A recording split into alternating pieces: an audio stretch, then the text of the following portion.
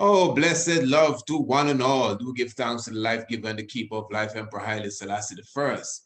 Welcome to the Tiger's Nest. Of course, Honorable Priest Isaac here with you. Definitely going to have a wonderful program this evening, a wonderful interview, I should say. We will be speaking on the subject of polygamy, and we will have Brother General Thau-Thau and his Empress, that is Empress Blaqmary Menen. Both of them will be with us, and we will be going into what is considered a very provocative and very controversial subject area, which is that of polygamy. But of course, just brace yourself for that. Before we get into that, let me just highlight our international homeschool cosmic classes. So if you are in a polygamous family, more than likely you have several children, and even if you're not, and you have several children, one child, or even if you don't have any, it would be still good to enroll in the Priest Isaac's Institute of Holistic Knowledge International Homeschool classes. You may or may not know what we do. We offer these classes: astronomy and African history/heritage. They're done in video form, just to give you an idea in case this is the first time you're hearing about this. And the classes go every Monday, Tuesday, Wednesday, and Thursday, prepared specifically for the mind of a child. I'm telling you, the information is really up there of the scholarly level. That's what we refer to our students as, scholars, really. But it has been prepared for the young mind from K, first grade, second grade, whether they're 7, 8, or 9, trust me, they will definitely full joy the production that we've put together in this international homeschool classes. So you get it every Monday, Tuesday, Wednesday, and Thursday: astronomy, African history and heritage. As I said, the classes are in video form and they appear in your inbox every day, daily. You'll get more than 160 classes over a period of 10 months. In fact, once you email me at priestisaac27@gmail.com or priestisaacinstitute@gmail.com, I would send you a copy of the brochure that you may be gazing at here, and even a short video directly giving you more information. In fact, on the brochure, you would notice it says, click here, the link below for more information. And this link will carry you to a presentation that we did, so you get a good idea of exactly what you're getting, or what your young ones would be getting, as it relates to the international homeschool classes. And again, again, if you're in a polygamous relationship, you don't, you need more than one chalice. You don't know how it go. Every empress got to have a chalice at the same time. So definitely stock up on your chalices now.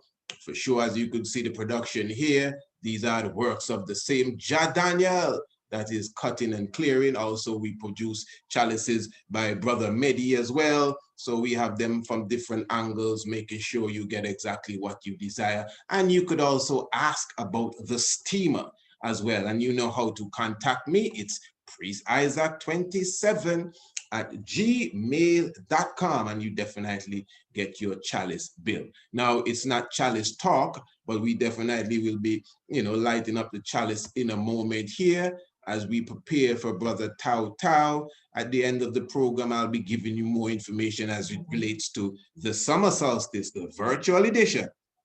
That's just in a month, The summer solstice, the virtual edition. And I know all of you who were there previous time, I know you will be there this time around, for it's going to be bigger and better than even the previous time. So before we go to the honorable brother and his empress, let's just hold a little meds here. Listen, no fast forwarding now. This is just going to take a minute, taking this nice little vibes. I'm taking this from Jafaya TBI the One. That's the name of the YouTube platform where I'm getting this video from. You should check him out. He has some nice videos as it relates to the Nyabingi order and all that is going down in Trinidad. This was from 2012, a Black Christ Mass celebration, the 7th of January. Yes, Jafaya TBI the One, giving you some nice vibration. Listen, I bless him a chalice, man. Brother Thau-Thau coming in a moment. Holy Manuel I Selassie Jah Rastafari, bless it. And his empress. Can't forget the woman. Rastafari, give thanks.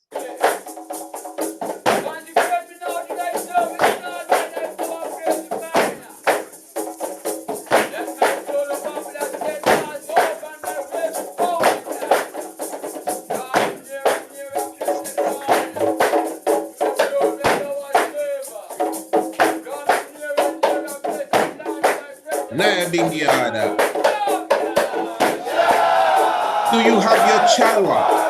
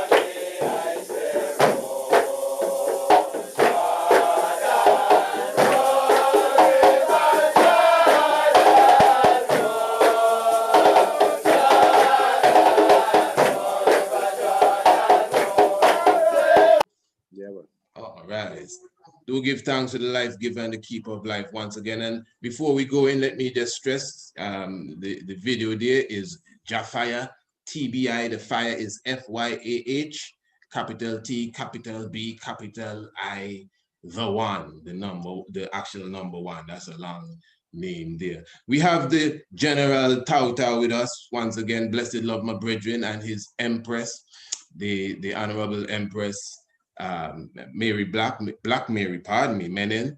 They are with us now, and I must say that their time is limited, so we're not even going to waste any time. I already made an introduction for you, my brother and sister, and because of such, I would just hand it over to you, and you could present to the public the importance of the understanding of that science that I have already told them about, being as what people call it, polygamy, and whatever angle you want to take it from, my brother. True, I know we have limited time. Greetings in the name of our divine majesties, Kadamawi Haile Selassie, Nagramawit Itege Menen. We greet you in the name of the Royal House of Haramanuba. We greet you in the name of Rastafari Livity. In Africa, here as the African Rastafari. So with me, I'm with my Empress Blaqmary Menen, who will also introduce herself. Blessed love. Blessed love, give thanks, Honorable, for the opportunity. Give thanks for having us here. Like the Honorable has said, I am Empress Blaqmary Menen. Yes, I give thanks. Well, yes, my lord. On the whole question of polygamy within Rastafari, I'm sure many ones have an idea. I know people say that's not the right term, but I know as African, based in Africa, and your tradition, you know, and many African tribes, especially in South Africa, because I communicate with a few people who speak of it being a part of the tradition they have grown up and seen. Now, around here, that's not really how it is. So now, as Rastafari, as I said yesterday, specifically how this meeting happened, is I heard your blessed Empress giving a presentation at the webinar for the new Faculty of Understanding within Rastafari. And I say, once again, sister, very, very powerful presentation. And I reached out to the family and asked if you could come and sit with us. And because a lot of people do listen and tune in, and this is a moment of education, you know. I don't want you to be defensive at all in your expression, at least not with me. It's a moment of education. I would like you to express as a general your ideas on that aspect of polygamy, my lord and Empress. Give thanks, Honorable, and give thanks to the viewers of the ITV channel. And yes, we give thanks for the moment. There's no time to be defensive. We are always saying when the student is ready, the master teacher will appear. So apart from being a general, I'm a grand master of an order, the order of Bakehasa. I'm a master teacher within our order, our orientation within the movement. So we always treat every moment as an opportunity to teach and to share. Considering that the African in Africa and the African outside of Africa are put in two different situations. The Africans in Africa, he still have his language, his culture, his roots, his genealogy, his history. He can tell you some of these things connecting back to the ancient tradition. And then we also know the situation of the African outside of Africa, which is the evil of transatlantic slave trade, colonialism, slavery, and so forth. So they call it polygamy. It's a Greek name, which means many marriages. But we don't, as you'll appreciate love, we don't have that name in our language. The best names that are used, like Setepu, Isitembu, same thing, will basically be about extended family. You know, Africans are always about extended family. We'll tell about it takes a village to grow a child. It takes a village to have a marriage, but also it takes a community to have a family. Now, this particular community, it begins with a community where you will have a father or a man and several wives. And for many different reasons for that matter. And these reasons have been going on from the beginning of time. Maybe because 90% of Rastafari use the Bible I'll make a reference of the Bible that you can't talk of Judeo-Christian, in particular Judaism, and the traditions that Rastafari claim from the Judaic tradition, Judaic culture, without talking about a polygamy. From the father of the Hebrew nation, Abraham, to Isaac, Jacob, basically Abraham, Jacob, who then become Israel, who then become the father of the 12 tribes of Israel, and he fathered the 12 tribes through 4 women, which are basically 2 wives, and there are 2 handmaiden, or 2 queens and 2 concubines, if you wish, if you want to get all moralistic about it and all that. And then you go to Moses, you go to Gideon, you go to Samuel's father, you go to David, you go to Solomon. You can't talk of the Davidic covenant that His Majesty is coming to sit upon the throne of David, yet exclude the fact that David had several wives. And basically, where he even got a blessed son, Solomon, was from a wife who used to belong to another man before, like Bathsheba, who went on to become the mother of Solomon. So that is just biblically that throughout the Bible, and these are the things that Rasta will point out, the Abrahamic covenant, that the Most High said we must multiply and fill up the earth as He promised to Abraham, the Israel covenant of Jacob, the Davidic covenant based on the throne of David, the Solomonic covenant based on the Solomonic dynasty, which we claim that His Majesty chose that line, which He could have chosen any other line or a monogamous line for that matter to manifest. So this is just biblically. And then we come to our African tradition. Practically almost every tribe in Africa practice polygamy. And as part of an extended family, as part of strengthening the community, the family, and then looking at other social statistics, that we always had more women than men. So the idea of a polygamy is not for a man to have many women, but it's for every woman to have a husband. That at least every woman will have a man they'll point and say, he's my husband, in a world where there are more women than men. And then you'll have procreation. We have the extended family. You'll have in some royal traditions, like for instance, the Zulu king just passed away, and they had to choose a successor. And the successor is taken from a wife who is considered the royal wife, who's not necessarily the first wife, but the royal wife whom they did go and marry in Swaziland for that particular people. So polygamy is tied up to our many social and cultural values, like family, to give birth to a particular offspring. It must be a royal offspring. It must be according to certain blood connection. So now that is on an African perspective, beside the fact that biologically, men are polygamous by nature, biologically. It is in their nature. They have multiple partners. It is in the male species, not only men as human beings. You can go to the animal kingdoms.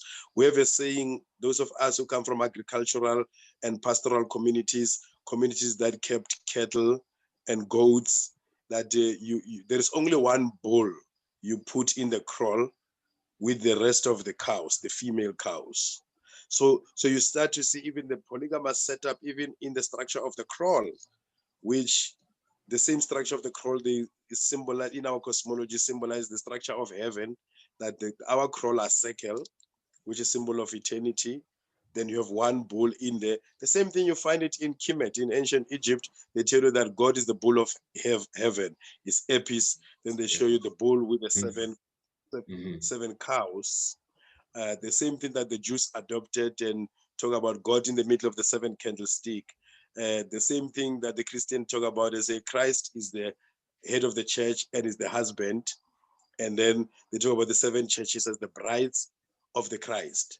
So now to say polygamy is not Rastafari because of His Majesty had one woman, it is disingenuous. His Majesty, there's a lot of things His Majesty do that Rasta don't do. You know, So just His to be clear Majesty. there, I'm not interrupting you because of course that was a point I would bring up. Just so be clear. So you're just highlighting that I'm sure ones would have put to you, Haile Selassie has one woman. I just want so that the audience clearly understand that's the point we're at here. Exactly. I mean, Go ahead. I've been a Rastafari I'm gonna click that out. for about 31 years, and I've been practicing polygamy, defending polygamy, talking polygamy for 21 years or 21 years. So it is, I already know the natural question Rastas ask. You give them the same answer, they come up with the same question. His Majesty had a one wife. Yeah, but His Majesty never had dreadlocks. His Majesty never smoked ganja. His Majesty never danced to reggae music in order to feel like he's Rasta. His Majesty never need to eat cabbage and spinach. His Majesty worship on Sunday, you worship on Saturday. You know, His Majesty was a Christian, you are a Rastafari. So there are a whole lot of things that they try to use His Majesty as a point of reference in a very irrelevant way, by the way.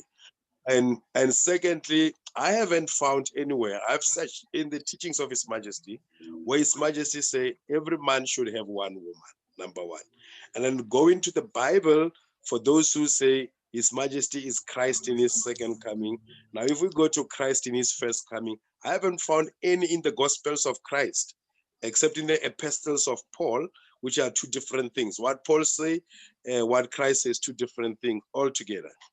I haven't found anything in the synoptic gospels, that is Matthew, Mark, Luke, and John, where Christ say man must have one wife and polygamy is wrong. And I haven't found it in the Old Testament. Actually, in the Old Testament, after David killed a man and took his wife, the Most High said to David, I gave you all these women. I gave you even the women of your enemies. And had they not been enough, I would have given you more. So I don't hear where it say God subtract women, but I hear that God promised to multiply them and give you more. Understand? So this is from the interpretation, the Bible, and then you go to Isaiah 4, verse 1 in the Bible. It's in the last days, 7 women shall take hold of one man. They come with their food, they come with their clothes. They just want to be called by his name, whether his Rastafari name or his blessed name, but they just want to be called by his name.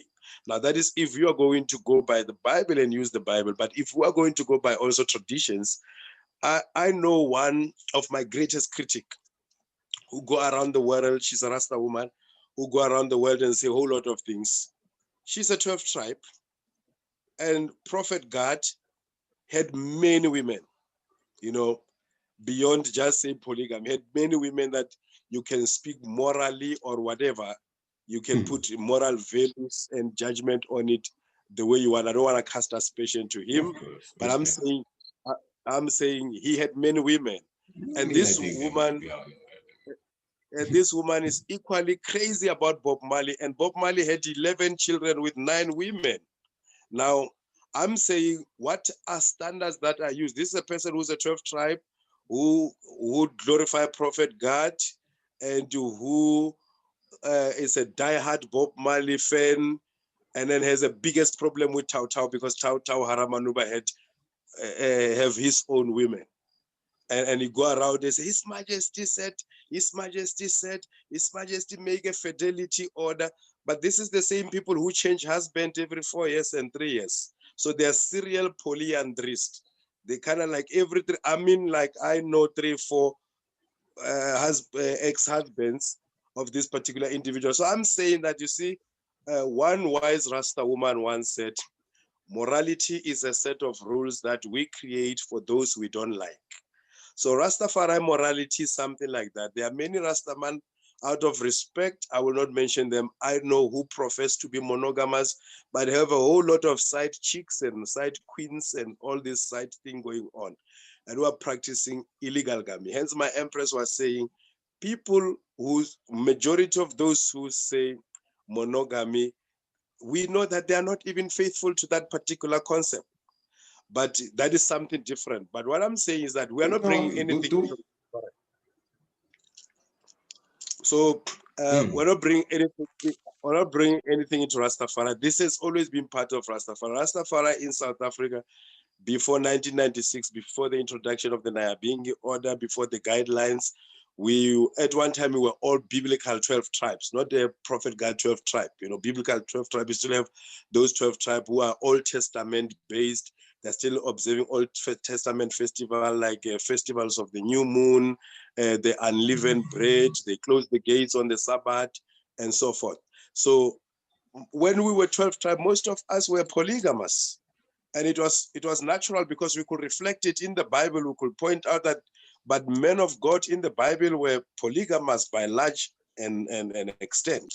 So let me stop here and give my Honorable Empress a moment to say something. And I hear she say, yo, because there's always this thing that, yo, it's difficult to talk after you, but yeah. No, man. Yesterday she was on fire. I heard her say that she's tall in stature but short in words, and she said that at the end. You remember? You see, she said that. Yes, King. But before you pass it, just one thing. It's not even a question as such, because I have so many points that I've made from what you said. I don't know if we're gonna cover everything with the time, but although you already explained it, right? Do you consider in your heart why, you know, someone would want to hold fast to the concept of the emperor coming with the empress and being crowned with her, and even after she transitioned, that he still hold himself and all of that? The ones bring that up, that's something that's preached in the house. I'm just asking. I don't want you to try explain it again. I got you clear, trust me. But you understand where a person comes from with that as a reason. I understand. Remember that the emperor was a Christian. The emperor did not come as a Rasta god. It's Rasta who declared the emperor God. And Rasta start to take everything about the emperor and try to turn it into their own concept of divinity. The emperor was crowned a king of Ethiopia, who is a Christian king, who sit upon the Christian throne to defend the Orthodox religion. Now, the emperor's concept of monogamy is the same as the emperor's advocacy of reading of the Bible, the emperor's worship on Sunday, the emperor's, you have even in the palace images of white Jesus, which you can't find in any of Rasta church, whether Nyabingi, Bobo Shanti, 12 tribe, or whatever. But you find His Majesty right even in Ethiopia when you go. We have pictures, one of the picture with His Majesty with a big picture of white Jesus behind him. But these are within the context of his Christian religion. And this is a problem of extrapolation and syncretism. When you extrapolate something and you try to make something, remember Rastafari is still boiled down to a social construct. It's a man-made idea, you know, and there's nothing wrong about it. Every idea of God is man-made. There's nothing that came falling from the sky. The problem is the pretense. When people are pretending that this idea was brought by His Majesty as a dogma and a doctrine. His Majesty, when he go to Jamaica in 1966, and he went to meet the elders and the head of the mansions, they were already popes of their own Vatican. They've already decided what to believe. Yes, they've already filled cups. Yeah. They've already filled cups with no space for the emperor to fill in anything. So no one's house doctrine is from His Majesty. They're just making reference and make a big argument. It's a space. It's a contested space for orthodoxy. Each one is trying to be more orthodox. It is understandable when you function within theological lines and extrapolating things and taking Christian things and make them Rasta things. So the emperor's concept of monogamy is purely and strictly Christian, number one. And number two, I don't even for a moment compare myself with the emperor, unless once I start to do that, he stopped being a god for me. Equality with the King of Kings doesn't exist. I don't have to see the emperor being the same like me. He has to have qualities that I look up to and say these are the qualities that makes him God. That after the empress transition and he remained without an empress and continue running Ethiopia, and the emperor had more responsibility than myself, who's involved in a couple of Rasta organizations, which more time are not even so much productive. He was running a productive state and was actively engaged in world affairs, United Nations, Organization of African, without mystifying the whole thing and say he's running the universe and is flying on some cloud. I'm saying on a practical level, he was involved with world affairs, UN, OAU, African liberation, interfering in other issues, slept for 3 hours, pray for 1 hour, work for 20 hours. Now that is the emperor's example, not just to say he had one woman, so that is the emperor's example. The emperor's example was a hard work. So as an African myself, I don't make it a business even of questioning the relationship of my father, let alone a man I consider him to be my divine father, my God in flesh, His Majesty. So I don't sit down and start to crack my head and say, the emperor had one woman, then I'll end up getting even pornographic about the emperor. I'll end up asking myself, how was he sleeping? How are they doing it with the empress? I don't go to that level. I don't venture in that area. All right, my lord, no feeling. Yes, yeah, man. yeah. So But you can bring in the empress anytime you're ready. I don't want. I see the passion there. That's the fire. Yeah, man. Give thanks. Yes, empress. Yeah. Still have a few things I will ask before you. Pardon me, blessed. Yes, I know I visit you. Free up yourself. The king said he would have brought you in, so you could just take it up for where he left off. Okay, well, let me ask you still then. All right, fair enough, no problem. What I'm saying, my lord and empress, what I would ask too, especially in this time of the balance of Rastafari, and I'm not bringing it back to the emperor and the empress as such, but it's kind of more broader. Well, it can be broader than them, but on a different realms of the equality of the man and the woman. Now, I did a program once where I came across this African tribe. It's, you remember the name of it? The tribe, they're on an island, I think it's off of either Senegal or Guinea, somewhere around there. And they practice where the woman would have several husbands. So, and that's the first I came across something like that. Now, is that something that you would agree with? And if so or if so not, what position it puts both male and female in as it relates to equality? Because one would say, okay, a man can have more than one wife, all right. But look over here, a woman can have more than one husband. Now, a person might be quick to say, no, man, that wrong, man, that don't make sense. Okay, fair enough. But why? Is there a difference? Just a question, is there a difference between the man and the woman? Well, there's a difference. But as far as the equality, and that's why I brought it up, because now you usually hear man say, Hail Haile Selassie the First and Empress Menen perfect balance. That's like a phrase that has evolved now into Rastafari. So how you look at it on that level? Because some people argue that the woman is not equal to the man. And not to bring the Bible alone into it, but if you go through the Bible, you know, even the 144,000 elect that Revelation talk about, you have a good argument, you know, that all of them 144,000 were just male people, men alone. Now somebody will say, well, so we're the women, but that's how the Bible is structured. It's actually structured so a lot of the times you see Israel numbered, it's the men that are numbered, the women actually not numbered.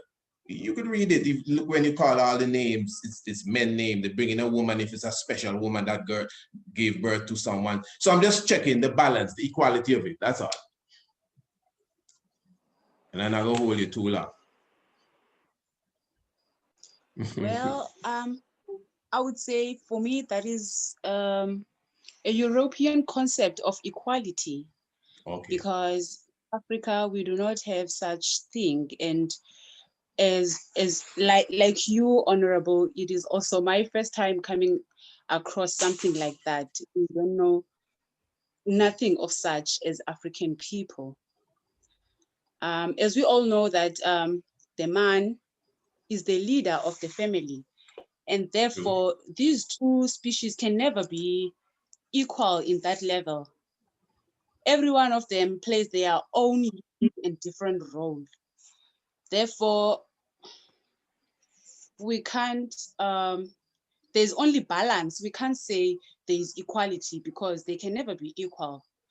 And I think also we should really need to embrace our Africanity, our African lifestyle, our African cultures, and stop just replicating other people's cultures and take everything we see as a trend and try to make it our own. Because there's no such thing in Africa.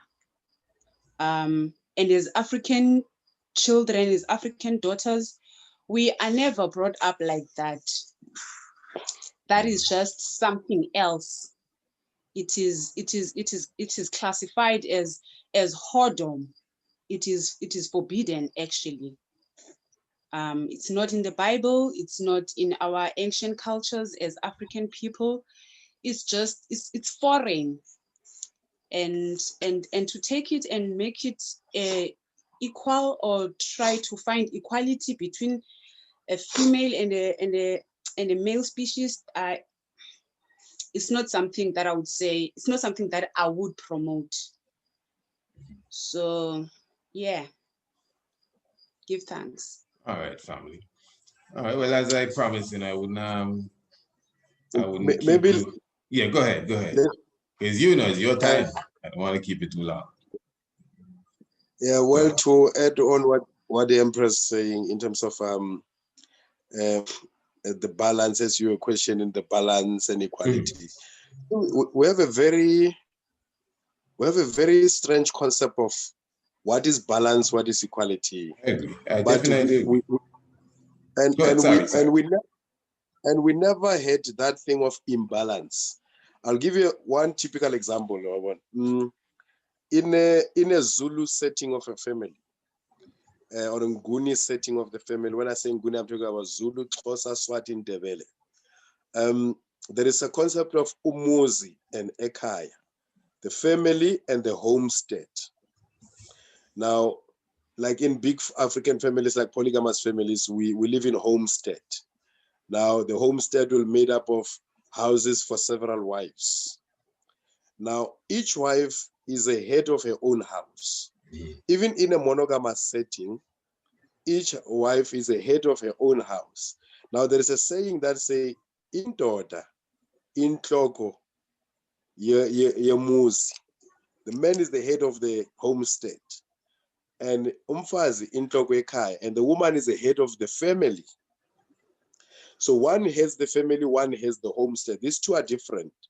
Now, the family will be even the administration of the house, the preparations of the food, there's the eating time, who decide what time do we eat. It's not the father, it's the mother.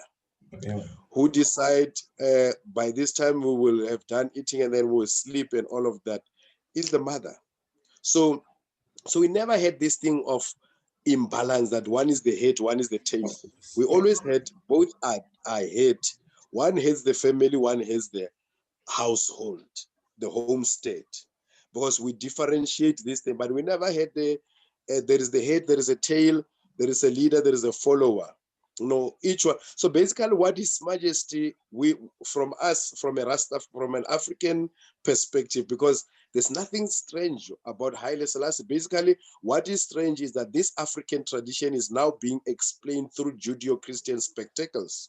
But the idea of a god king is as old as Africans. You get it in Kemet, the pharaohs. You get it among the Kabakas in Uganda. You get it among the Hoshi here in Africa. The Zulu king. Zulu means heaven. The Zulu king is a divine king who descends from the heavens. So we don't define ourselves according to how our enemies define us. We don't define ourselves according to how the West define us. We have our African self-definition. And in our African self-definition, the very definition of a father means God. The very definition of a mother means goddess. Like when you say Ma, I mean earth goddess, Ninavanu Ma, the first person, the divine goddess of the earth. Now, because of now one religion is trying to define this African spirituality and try to turn it into paganism, so everything is missed now. And then we get this artificial idea of Ethiopian Christianity.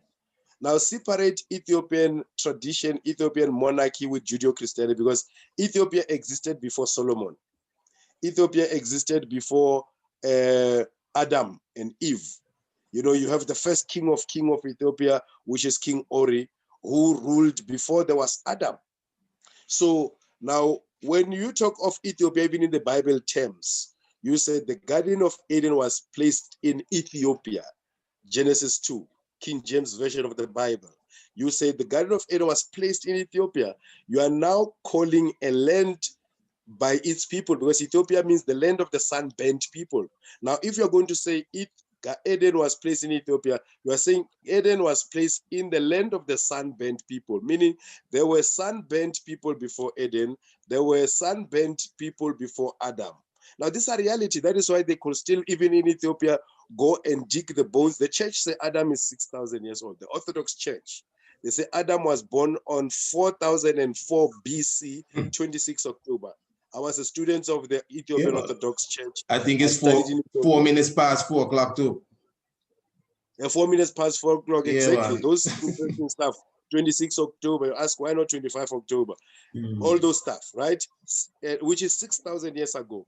But you still found a 3.6 million years old person in Ethiopia, Dinknesh. How come? Who's older than Adam by 3 million years? You see, now you're telling me that I should begin my story of existence from Adam when I know that I have ancestors who are older than Adam by 3 million years. Now, this is a narrative that is created to suit a particular angle. Now, from where we look at it, we take a system that has been ancient, the system of divine kingship, from King Ori, King Kush, King Ham, the day of the Nagas, all the way to the Queen of Sheba, the Kandakes. This was all about divine kingship. This was about divine monarchy, because ruling the people has always been a divine mandate. I study in the Orthodox Church, they talk about the 9 orders of the angels, which are divided into 4 classes of the angels. And the 4 classes of the angels are the archangels, the angels, the cherubim, and the seraphim. Now, these 4 classes of angels are divided into 9 orders. And 9 orders, one of them is the priesthood, the prophethood, and the kingship. And then I tell you that kingship is an angelic order, is a divine concept. It is not just a concept of living. So this has been consistent throughout Africa. All African kingship are divine concept. When in my tribe, when the missionaries first brought Christianity, the king declared to his people and to the missionaries that the king is the God of this earth. That is 200 years ago. That the king is the God of this earth. The king is a divine ruler. There is no other king called King Jesus who's going to be imposed over my people. So the idea of a divine kingship, His Majesty is divine, is as old as Africa. The only difference is now the Rastafari use the Bible to explain something that the Africans have always been explaining it without necessarily using the Bible. Well, one of my great elders who passed away, we're having his memorial service. He passed 2 years back. We're having his memorial service end of the month, this month, May. One of this man, when he will preach in town during the days of apartheid, in the middle of this town where there was a lot of white men, and then he started to preach and say, "Black men, go back to your black God." One of the white men came to him and asked him, "Do you say God is black?" And then he said to the white man, "Ask your shadow." And then the white man looked at his shadow and find that his shadow is black. And that became an evidence for him that the origin of all of life is black. Now, Rasta is not necessarily saying anything new, just saying it in the name of Haile Selassie. So therefore, we try to take something that is as old as life and try to make it specific. And some people own an interpretation of it by virtue of coming from Jamaica. When they say it this way, that means they are correct. No matter how much I can explain myself, until I turn blue, I'm an African who's backward and still pagan, holding on to his pagan ideas. We need to be converted into Rastafari. We need to change that concept of Rastafari that need to convert, but conform with our ancient African tradition and look at the things that we do, that are they consistent with our ancient anciency and our divinity, something that we practiced before slavery. Yes, my lord. I'm in interest in your time. So what I was asking before you came in there, and I'm going to put it in a way that you could just wrap up and seal up with it. Is there space for the whole concept of soulmate? Do Africans believe in the concept of soulmate? That's something I actually look at, what you call it, twin flames then. since you're talking about the angelic realms, I know there's a concept that there, within that realms, there is a mate, a soul mate that belongs to an individual. And before you come in with that too, let me just bring in one or two other points. You could fit everything in so we could just seal up. Now, this is almost on a personal level, because even yesterday when the sister was explaining, and I've heard a lot of ones say this, as it being that a man is naturally polygamous. Now, first of all, before I go into what I want to say, just give me a moment, because I don't want to say this when you're gone. I want you to be here when I explain this with. You see, I'm a very real person.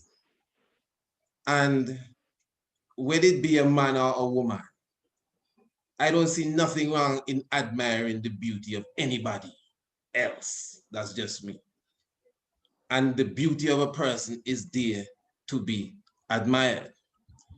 Now, I'm gonna say something that I've never, ever, ever said anywhere before, but I'm gonna say it here because of the subject, and I'm a person, I don't really have nothing to hide.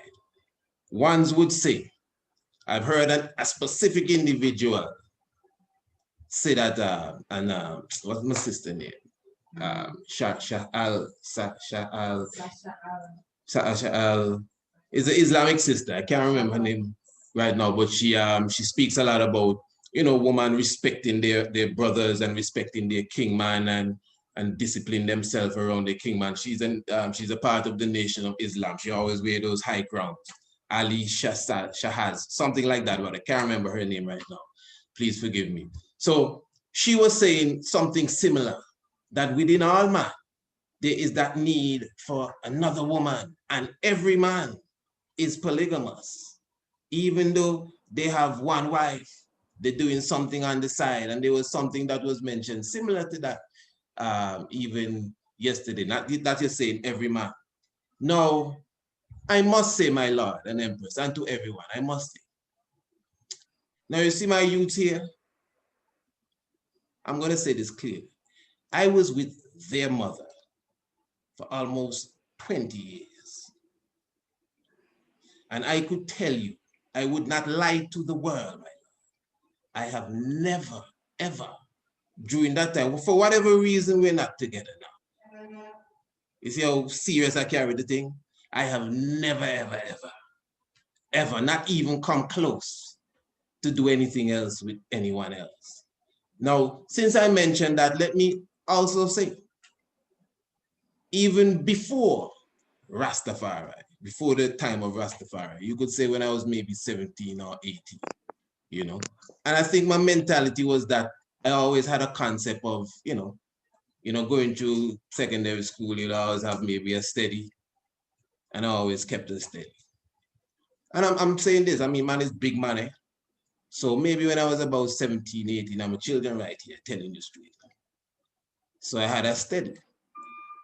And whatever the case was at that time, something was going on with this steady. And I just went somewhere else and yeah, straight up. Now, what I'm saying, a big man is big man. That's a long time ago. My man is big man. But I'm saying, from the time I hold on to Rastafari, I train myself in many ways. I'm telling you, I put time into myself. I train myself. So I'm just saying now, isn't it possible? Because you mentioned animals. And there's certain animals that actually mate for life. Because we watch nature. I respect that aspect, looking at nature, because I know that's African. And there's certain animals that mate for life. So even in that, like the parrot, certain parrots mate for life. Certain, they call it the gibbons, they're kind of the orangutan kind of thing. They mate for life. And the concept of the soul mate. Is there any space in Africa for the concept of a soul mate, or polygamy is the main concept of Africa, and there's no space for if a person believes it's one wife? I'm just asking that. Well, I'm not sitting here and saying I speak for the whole of Africa. I can't. Africa is 3,000 tribes. They're basically 3,000 cultural practices culture is a social construct that people evolve according to different things. Africa has undergone through different things. There's a time it went through Ma'afa where there was the slave trade, a whole lot of men were captured, and then there was a need for reproduction and so forth. So these are cultural things, these are social engineering, these are circumstantial. Just like you say, you train yourself to think in a particular way. You know, and don't get me wrong, you know, it take a lot of training too. It's almost like exactly. it take training, man. Yes. It take training. Straight up. Yes. You know what I mean? We talk about yourself individual, but if we take in your individual training and socialize it and make it a society thing, and that everybody should behave like that, like how Europe came up with the idea of monogamous societies, nuclear families, and so forth. But you still find people who then they call them the cheat because they can't keep up with that socialized structure, but is the accepted norm. You can't tell me that Ethiopia, which claims to be monogamous, does not have women, does not have men with extramarital affairs. You can't tell me that Ethiopia, within the Orthodox Church, even in its three different forms of marriages, it doesn't undergo divorce. So every social structure is a learned behavior that every now and then human beings fall to their nature, their natural self, and they begin to behave in that way. And when they behave according to their nature, if their nature is outside of the accepted social norm, it is looked upon as a taboo, as a sin, as all of these things. Like I wanted to ask you a question that now that you had only this particular feeling and connection with one particular woman, do you think it is normal or abnormal? And the normality of it also come from your socialization. Like you have already, after you answered me that you trained yourself, you conditioned yourself. So understand that, okay, you had to train yourself. You have to socialize yourself to look at something differently. So like, for instance, I'm socialized that way directly. I come from a polygamous. I come from a polygamous family. My father had his wives and 52 children, which is us, you know, and then I go up to about 5 of my great-great-grandfathers. They were all polygamous. It is part of our eponym, our praise poem. We have this praise poem when we talk of ourselves, but doesn't say every family in Africa is polygamous. Not every family. You have others who are monogamous and they are attaching a lot of things to it. There are others who are attaching economics to it. That, you know, I can't afford more than one wife. You know, they make economics preconditions to. And that's a part we didn't touch at all. Not to cut. That's a part I know we didn't touch, the whole aspect of the family structure, helping the family to be more industrial. I mean, like extra, more than one wife. It's more industry, more helpers, whatever the case. Since you just brought that in, that's why I just sliced that in a moment ago. But go ahead, continue. Yes.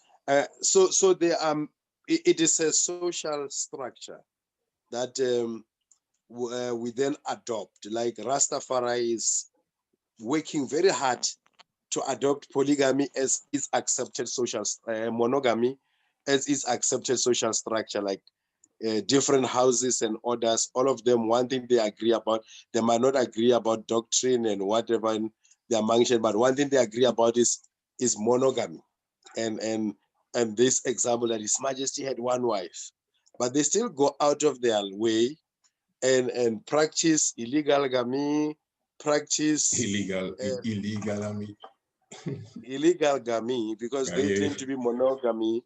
So therefore, they do something illegal, which is within the context of their gamy. So it's illegal gamy. So, you know, so these things are prevalent. These cases are quite prevalent and they're affecting quite a lot of families, you know. So therefore, I can't say there is no twin soul, but also to say a twin soul, you meaning that is only one person. I can't connect with 3 of my women, 4 of my women, and all of them be my twin soul. I think it is also very Eurocentric and mathematical. It is just based on 1 + 1 is 2. And I will argue that let's talk about the heaven, the throne of God. They talk about God and the 7 angels. Now the angels are fiery beings, are beings of light, are fire beings, the cherubims. Now, these are the 7 twin souls of the Almighty in a biblical context, and they don't have to be 4 or 1. Now, we have the one of Haile Selassie and Empress Menen, which is coming from the Christian context. But if you were coming from a Judaic context, you will have probably the throne of Solomon with the 7 steps, as it has 7 steps, and each step standing a woman on it. So now it is just context, and to say this can be a twin soul and Africa doesn't know. There are a lot of monogamous families in Africa. There are a lot of monogamous relationship in Africa. We are having gays and lesbians. You were talking about polyandry.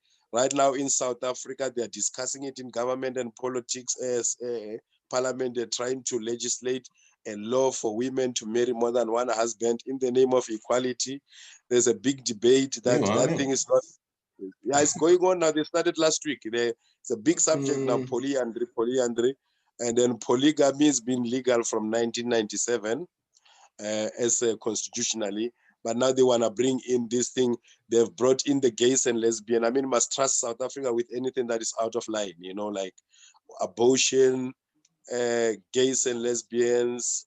Now it's polyandry, you know, anything that is out of, yeah. So it's basically the subject now that people are talking about. They're questioning 3 men sleeping with 1 woman whose DNA is gonna be claimed to a child. You know, now this whole ideas of equality are not consistent with our biology.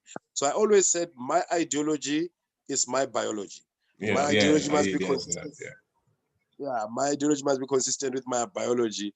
So if it is not, so I know that the man is the one who planted the seed and the woman fertilized the seed. So to say there is equality in these things, I don't see equality. I see balance in terms of different function that the one give, the other one fertilize. So the structure of the woman, the way they are structured, majority of the woman, as I observed, they are monogamous. And me, the woman I'm involved with, are self-confessed monogamous women. Is so people will be asking me a question that, yeah, you have more than one wife. Would you allow your wife to have another husband? No, I won't, because I have never gotten involved with a woman who's interested in more than one husband.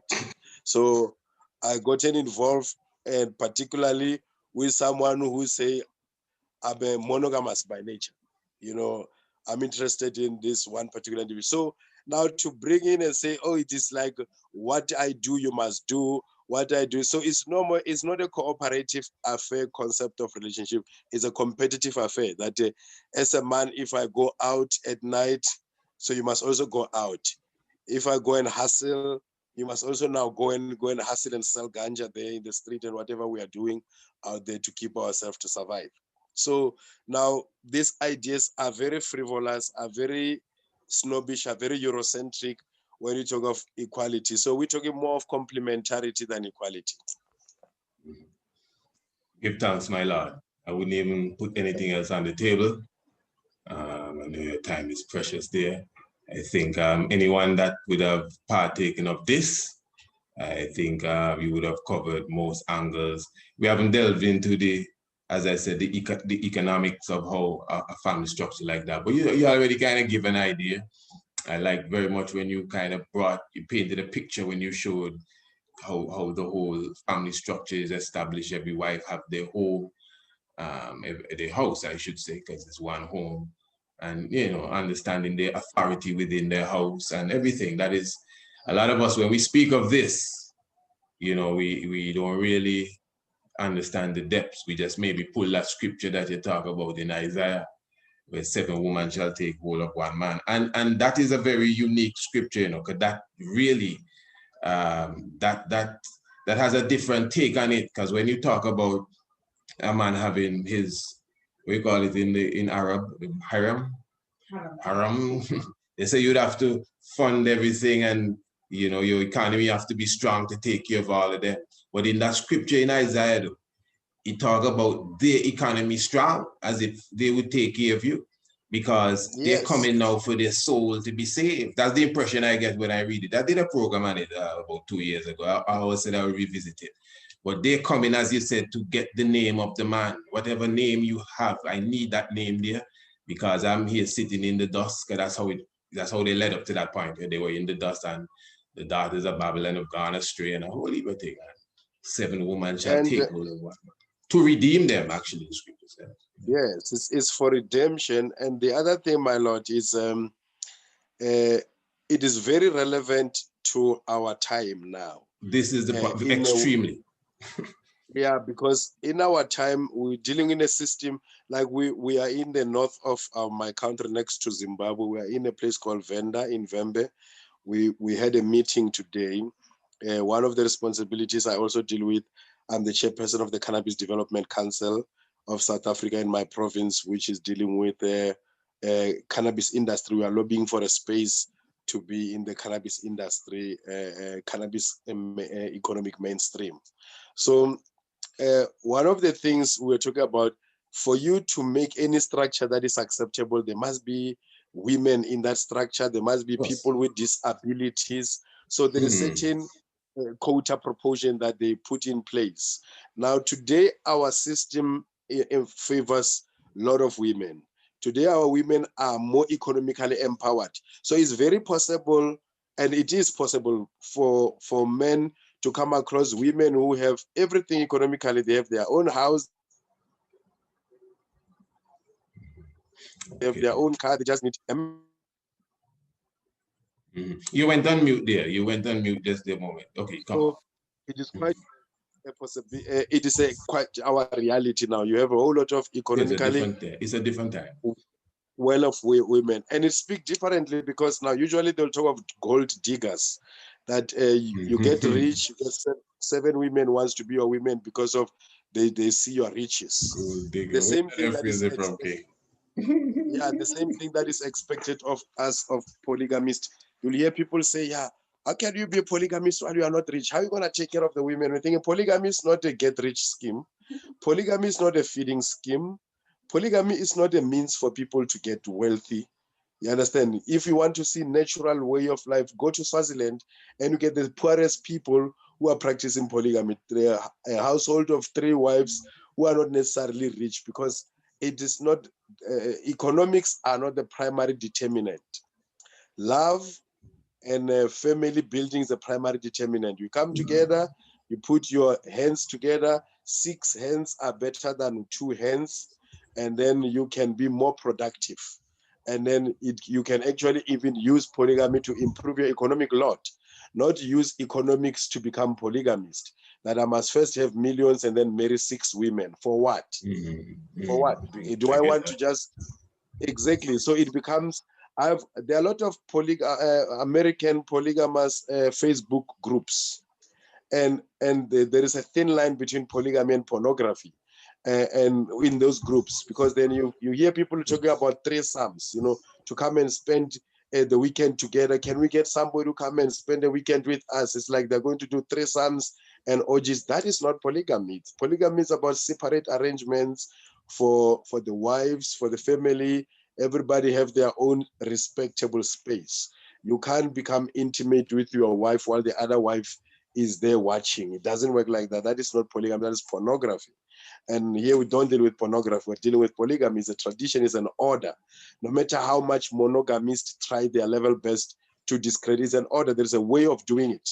It's a royal order, it's an opulence, actually. It's a rare qualities that are found in rare kind of men. That is why across the board, most of our ancient kings were polygamists. Majority of them, they were polygamists.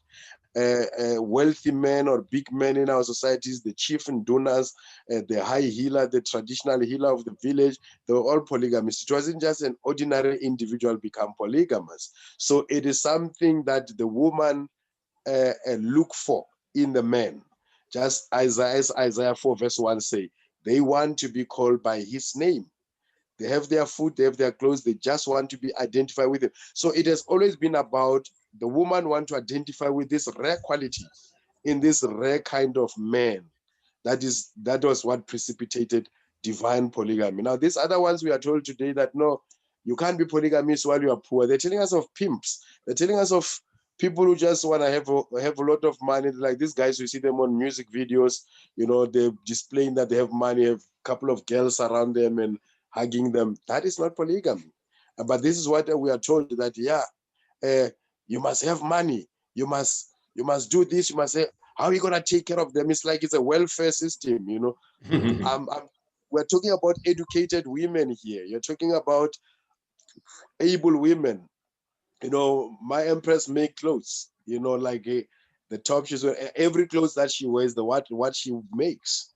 Understand? So we are not talking about a welfare case here. We're not talking about somebody who's there to be taken care of, but we're talking about somebody who's there to co-build.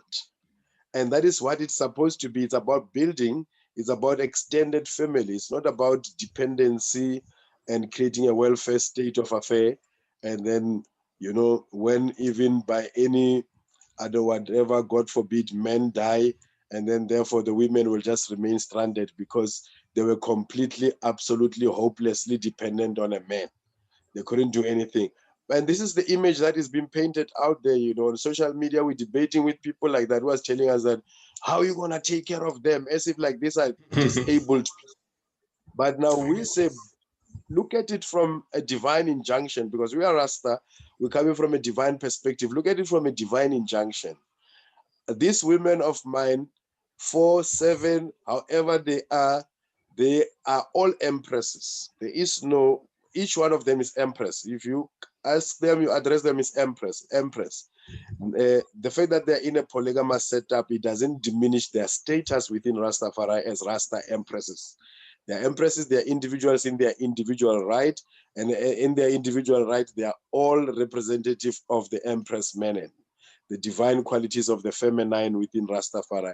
So for us, it's not even a situation that degrades the social status or the Rastafari status of the Rasta woman. No, she's still Empress. She's still capable of engaging in anything that any other Empress can engage in, whether it's reasoning, whether it's working with her own hands, whether it is participating in organization work.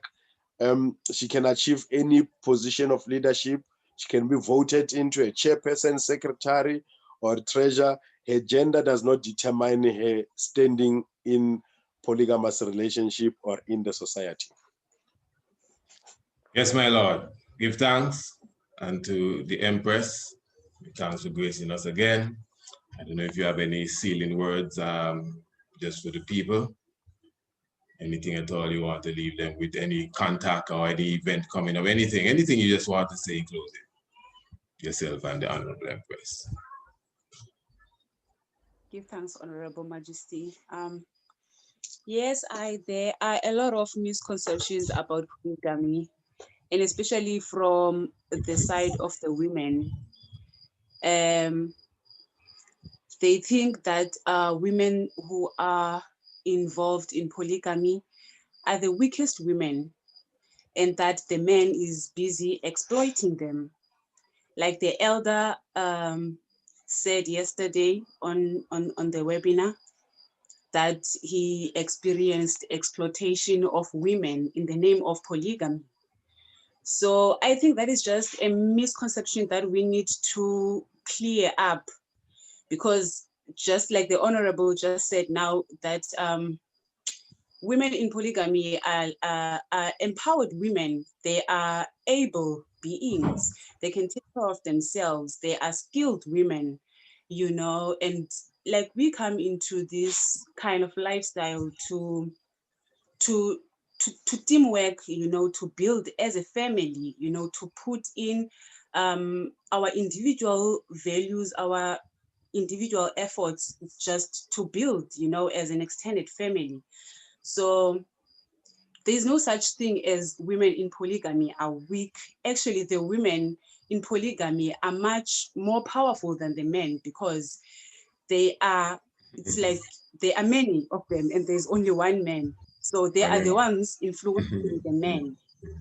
So yeah, that is just one part that I would like to clear up and to clarify. Yes, and yeah. Rastafari. True, my Lord. Well, if that is it, I don't want to hook give thanks. Yeah, man, let me seal it there, man. Other things could be said, but I will leave it at that. With the respect, give thanks for the moment. And okay? I think that is just your volume 1. We can never say everything at once. Yeah, man, it's a very important subject area. I know a lot of ones because again, sometimes we're not ready to learn, and because you have a different opinion, mean you can't sit in and take it. How you going to learn, and even if one may look at it, for sure, as they say, it's an ancient African tradition. And even you started by speaking of the Bible, and ones would pull out scriptures that said, well, Christ says, well now, and so and so, which, okay, you could work with that. But the point is, there was a time that apparently the Most High was all right with it. Even if, according to the scripture, he changed his mind now. But it wasn't like Satan business then. He was cool with it. It was all right. Maybe have a change of plans and he get it, whatever, but it was all right. So it's an interesting discussion. I would leave it there because we will go on and on forever. You know how it is. But give thanks, family. I will give thanks. Yeah, I'll guide you out here from this aspect here. And everything is blessed. Blessed love, Rastafari. Blessed love, Rastafari. Oh yes, give thanks to good general for such a presentation there, and his Empress. Yes, that was very, very nice. I definitely appreciated that one day, or appreciate love that, as we would say, and give thanks again for Brother Thau-Thau. So he touched upon many, many different things, and I'm so happy that someone actually came and touched the subject area. I'm sure once maybe saying, hey, listen, man, I could have done a better job or whatever. Or I'm sure many of you have the opposite to say from what he said. But he said a lot. And, the door is always open, because people have a lot to say. I know people are going to have a lot to say. Well, the door is open. You could have a chance, You see my email there, you could just email me and say, hey, priest, man, I want to talk on the subject from the other angle. And I would give you a chance once, the brother came with his background and everything. And his information was from personal first-hand knowledge and everything. So I give thanks, Interesting. And I know some people as well may be saying, priest, man, because I actually went a bit deep there a while ago. And let me just be clear with certain ones. You see, this is a real world. And I'm a real person. And the reality of life is just what it is.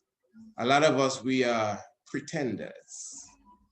If you want to say we fake the game and act as if we are who we're not. You don't even know. That's why about a year and a half ago, I had to do a video about personal or personality worship. I mean, there's hardly a day that goes by when somebody don't say to me, boy, priest, you're a holy man. And this and that. I never tell nobody I'm holy. Now, because we say honorable, me, we holy. You're supposed to be honorable too. All of I is honorable. Now, holy, nothing wrong if you're holy. If you're holy, give thanks. I try my best to be holy. I can definitely tell you I'm a righteous man. But righteous and holy is not exactly the same. There's a full perfection within holy. And there's nothing to be ashamed about if you're not holy, especially if you're trying your utmost best to get to the holy spot.